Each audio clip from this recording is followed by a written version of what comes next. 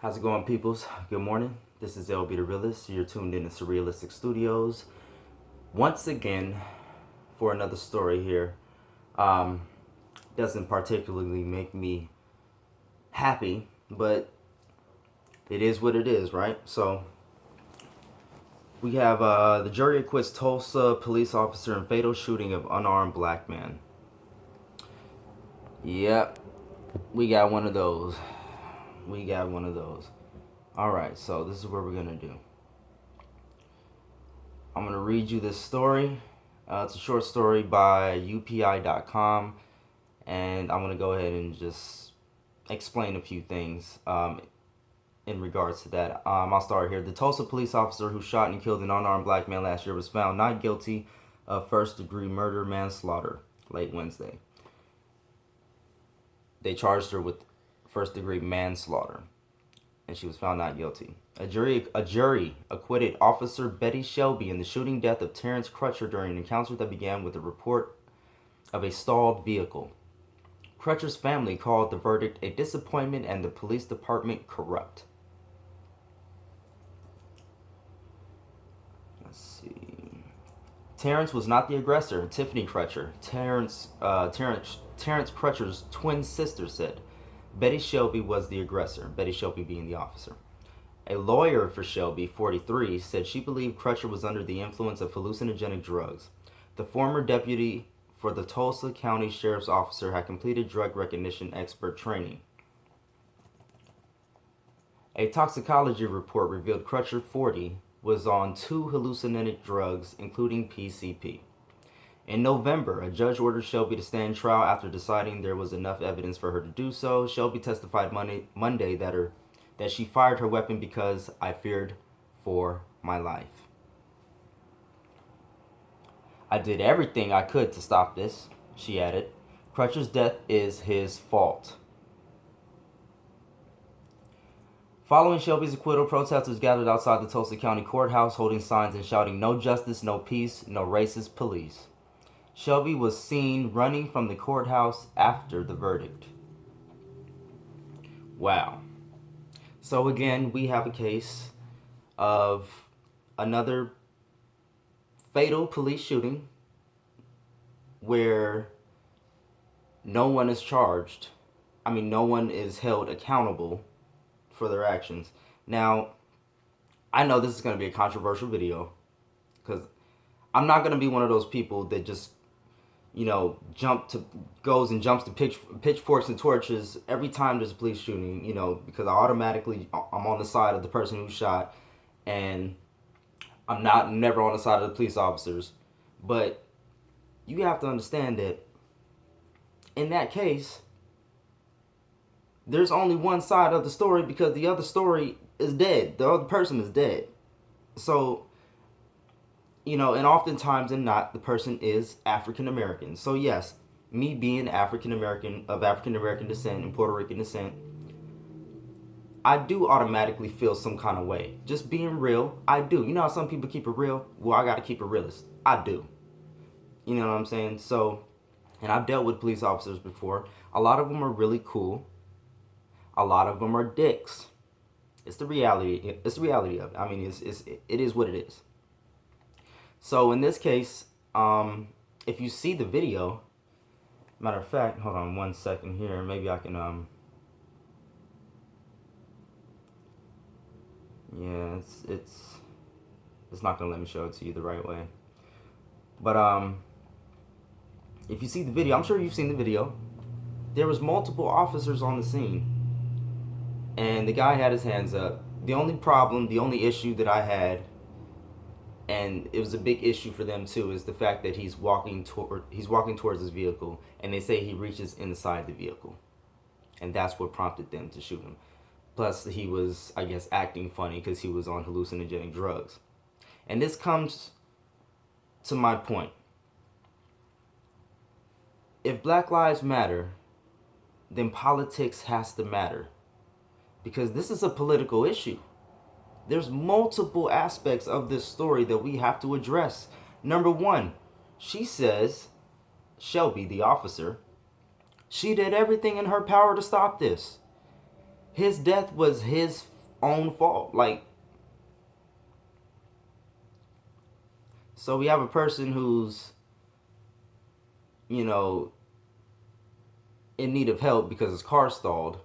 You claim he's on hallucinogenic drugs. I don't know if that's true or not. That's what the toxicology report stated. So, okay, we'll go by that. Maybe he was on some drugs. So, what made you think that he was an aggressive person? I mean, was there a, it didn't say in this article that there was a weapon found, right?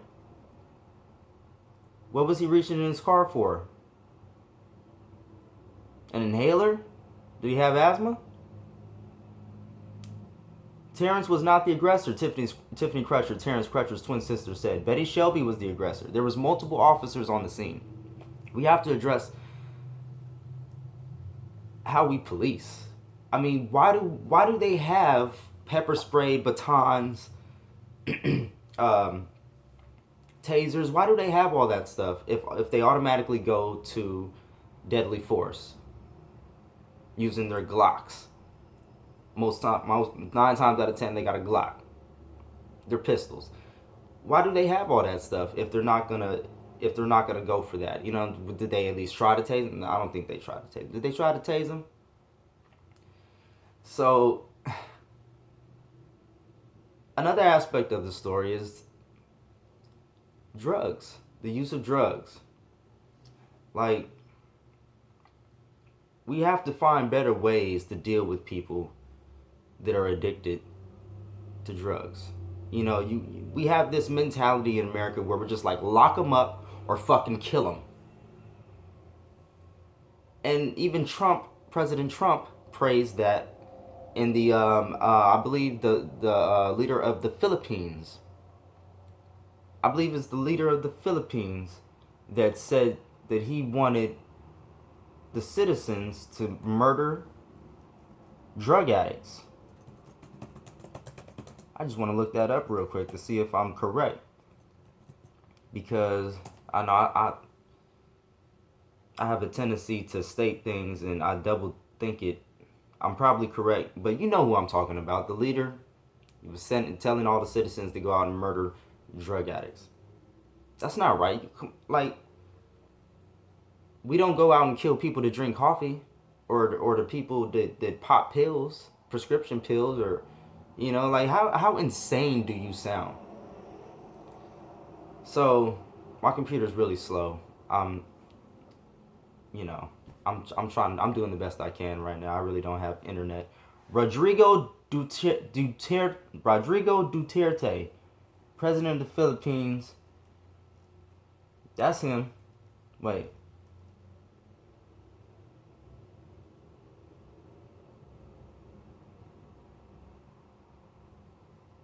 That's him.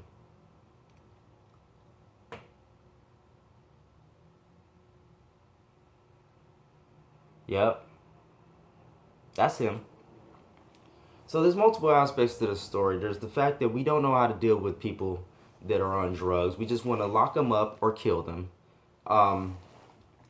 The police culture is fucked up because there's multiple officers on the scene. Even the dude in the chopper, who was the husband of the Tulsa police officer, her name was Shelby, said, oh, he looks like a bad dude. How are you judging the dude from the helicopter?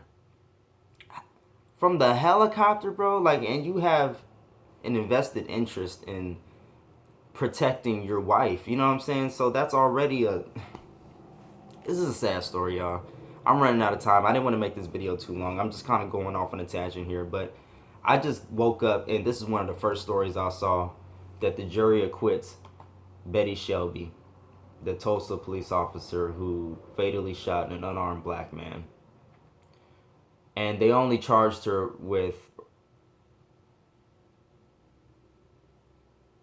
manslaughter. First degree manslaughter. But a jury acquitted her. She was found not guilty of first degree manslaughter late Wednesday, and the jury acquitted her. So we have to do better. I mean, this shooting happened. When did it happen? Um,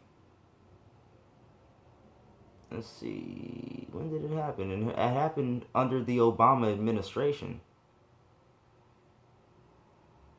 So in November, they had a judge order Shelby to stand trial after deciding there was enough evidence to do so.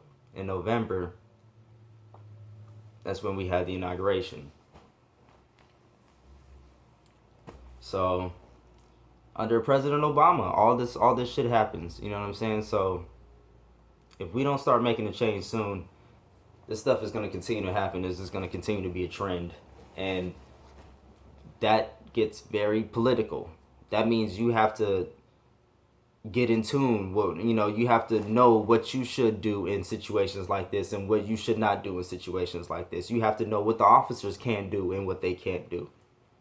You have to know the laws. You have to know who you need to talk to, who you can call, because if you continue to be in a state of depression, in a state of despair, then, and you have kids, you're passing that along to your kids. You're just repeating yourself in a cycle.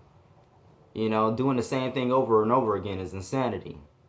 So you gotta break that cycle, y'all. Break the cycle. We gotta do better so that shit like this doesn't happen anymore. There's multiple aspects to this story about what should have happened and what should not have happened. But ultimately, at the end of the day, we have to take responsibility for ourselves and for our own actions. That means for the dude that was on drugs, reaching inside his vehicle. That also means for the officers that were present on duty there. It's chaos out there right now. Pure, utter chaos.